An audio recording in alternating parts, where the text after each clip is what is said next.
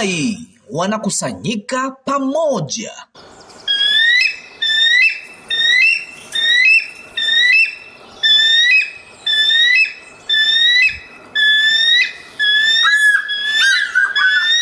Hii ni barua ya leo Jumamosi, tarehe 11 mwezi wa 4 mwaka wa 2026, kutoka kwa nabii wa Mungu ndugu Joseph Branham wa maskani ya Branham huko Jeffersonville, Indiana, Marekani, kwa bibi harusi wa Yesu Kristo kote ulimwenguni.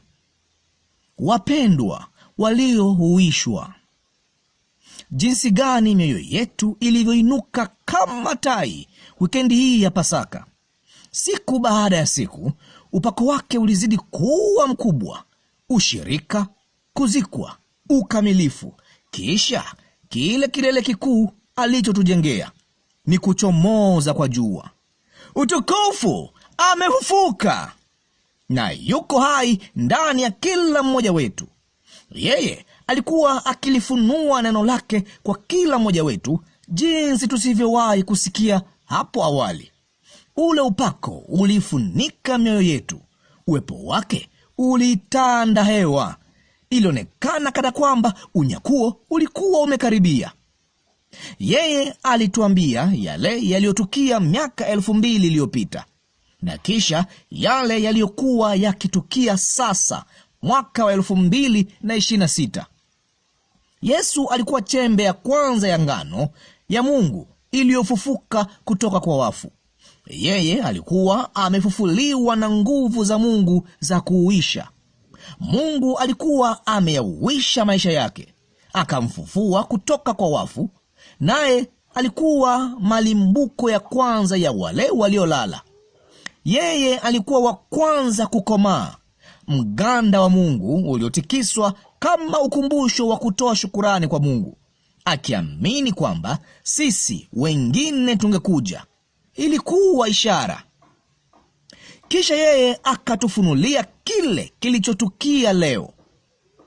Kama vile yeye alivyotikiswa siku ya Pentekoste, wakati sauti kutoka mbinguni iliposikika kama upepo wa nguvu ukienda kasi, ukitikiswa juu ya watu.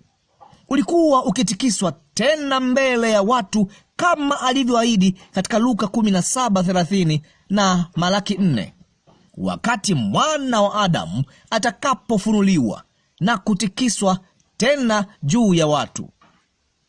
Sasa mwana wa Adamu ni nani? Hapo mwanzo alikuwako Neno, naye Neno alikuwa kwa Mungu, naye Neno alikuwa Mungu. Naye Neno akafanyika mwili, akakaa kwetu. Na iwapo mafundisho yote tulionayo na thibitisho la neno la Mungu, kwa neno la Mungu, kwa ishara, kwa maajabu, tunaona leo ya kwamba katika kitabu cha Luka hapa, ya kwamba kama tulivyonukuu hicho hivi punde, ama Luka mlango wa 17 na kifungu cha 30 na Malaki 4 na maandiko mbalimbali ambayo tunayajua, ya kwamba hilo neno tena linatikiswa juu ya watu, ya kwamba mapokeo yaliyokufa ya mwanadamu yamekufa, na mwana wa Mungu yu hai tena, na ubatizo wa Roho Mtakatifu moja kwa moja miongoni mwetu, naye anatupa uzima.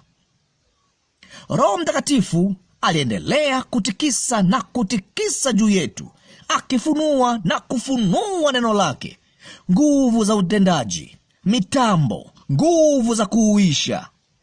Ndipo ilipoonekana kana kwamba haiwezi kuwa kuu zaidi, yeye alituambia, naye akaniruhusu niangalie ng'ambo ya pazia, nami nikawaona ninyi nyote kule ng'ambo, wote uliowahi kupenda na wote waliowahi kukupenda umepewa wewe. Mnaona, niliwaona hao kila mahali pale namna hiyo. Ilikuwa nini? Nguvu za kuuisha. Yeye alituona sisi kule ng'ambo ya pazia la wakati. Tulikuwa kule pamoja naye, wapendwa wetu wote waliotutangulia, akina baba, mama, watoto. Tulikuwa kule pamoja nao na wale wote ambao hatujawahi kukutana nao: Musa, Eliya, Petro, Paulo, tulikuwa sote kule pamoja. Kisha kama vile Roho Mtakatifu alivyo mzuri, yeye hakutaka kutusahau sisi tulio wagonjwa, wenye huzuni na waliopigwa. Kwa hivyo yeye alijitikisa mwenyewe juu yetu tena, ili kila mtu aponywe chochote kile tulichokuwa na haja nacho. Watu hawa ambao ni raia wenza wa ufalme, miliki wa nguvu za kuuisha, liuishe kwao Bwana sasa hivi. Pia naomba Roho aende kutoka tai hadi tai, kutoka kwenye neno hadi neno, mpaka utimilifu wa Yesu Kristo udhihirishwe katika kila mmoja wa hiyo miili, kwa ajili ya haja za kimwili, za kiroho, ama haja zozote walizo nazo, tunapowekeana mikono sisi kwa sisi katika jina la Yesu Kristo. Neno hilo, sauti hiyo, kila kitu tunachokihitaji kiko kwenye kanda. Ewe bibi harusi, Mungu habadilishi nia yake kuhusu neno lake. Hakuna nukta moja au yodi moja inayoweza kubadilishwa. Kwa hivyo yeye alitengeneza njia ambayo bibi harusi wake angeweza kusikia kwa masikio yao wenyewe kile hasa yeye alichotaka kuwaambia. Mungu amenena na bibi harusi wake na kufunua kila kitu. Kimerekodiwa. Bibi harusi lazima aje kwa bwana harusi. Hiyo ndiyo njia yake kamilifu iliyoandaliwa, ambayo imetengenezwa kwa ajili ya siku hii. Ni Bwana asema hivi. Je, Mungu hubadilisha nia yake kuhusu neno lake? Hapana. Yeye anayo mapenzi makamilifu na mapenzi ya kuruhusia. Bibi harusi yambidi awe katika mapenzi yake makamilifu. Hakuna mapenzi yaliyo makamilifu zaidi au mahali pa kamilifu kuliko kuisikia sauti ya Mungu moja kwa moja kutoka kwa Mungu mwenyewe.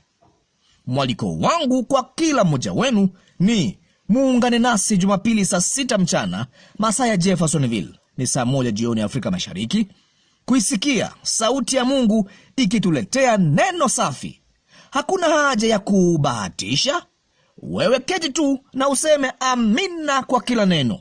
Hakuna mahali pengine hilo linaweza kufanywa ila kwa kubonyeza play. Ndugu Joseph Branham. Ujumbe 65-0418. Je, Mungu hubadilisha nia yake kuhusu neno lake? Tutaanzia kwenye aya ya 61. Maandiko ya kusoma kabla ya kusikia ujumbe. Kutoka sura ya 19 yote. Hesabu sura ya 22 mstari wa 31. Mathayo mtakatifu sura ya 28 mstari wa 19. Luka sura ya 17 mstari wa 30. Ufunuo sura ya 17 yote.